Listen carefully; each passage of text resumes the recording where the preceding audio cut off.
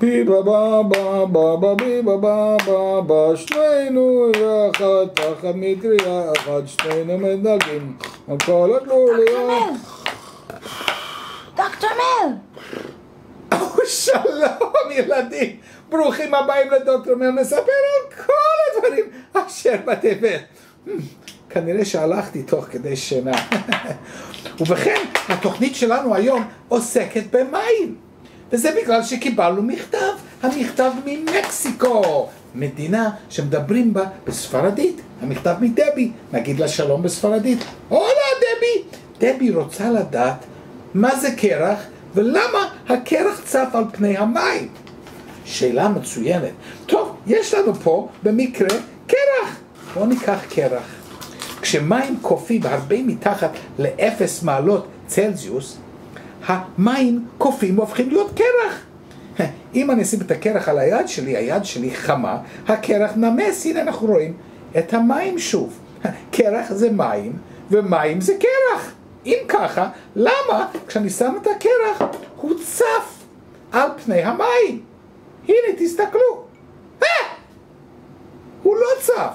גרינג מה גרינג, קורה פה? גרינג גרינג, מה זה? איזה מין גרינג דבר? גרינג, גרינג גרינג, יש לי טלפון. גרינג גרינג. שלום, כאן דוקטור מל, מספר על כל הדברים אשר בתבל. ג'ף, היי ג'ף. It's ג'ף. אתה מדבר מניו יורק. הוא מדבר מניו יורק. אתה מדבר עברית גם? היי יופי. היי ג'ף. הוא צופה בתוכנית עכשיו. אתה יודע למה הקרח לא צף על פני המים? זה לא מים אתה? אתה אומר שזה לא מים? רגע, נבדוק. באמת, זה אלכוהול. בשביל זה הקרח לא צף על פני המים, כי זה לא מים. טוב, אתה רוצה לדעת משהו אחר? ג'ף רוצה לדעת כיצד מצחצחים שיניים בצורה הנכונה. יופי, במקרה יש לי באולפן היום מר שיניים. איפה מר שיניים? בוא למצלמה. למזלנו מר שיניים הוא לא אמיתי, אלה שיניים מפלסטיק, אל תפחדו.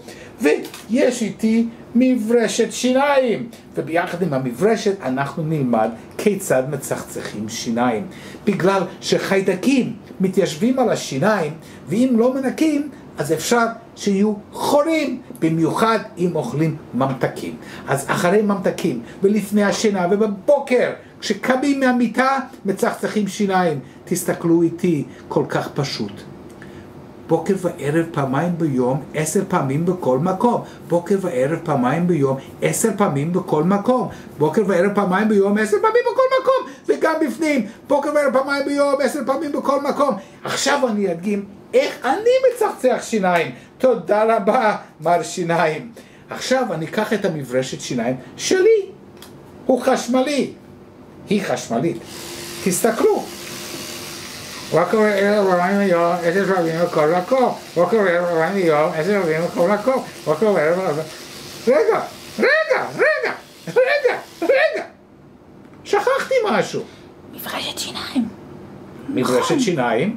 מה שכחתי? משחה, כן, שכחתי לשים משחה. שימו לב, לא צריך לשים הרבה משחה, מספיק בגודל של אפונה. הנה מספיק. עכשיו יהיה לי נעים וטעים.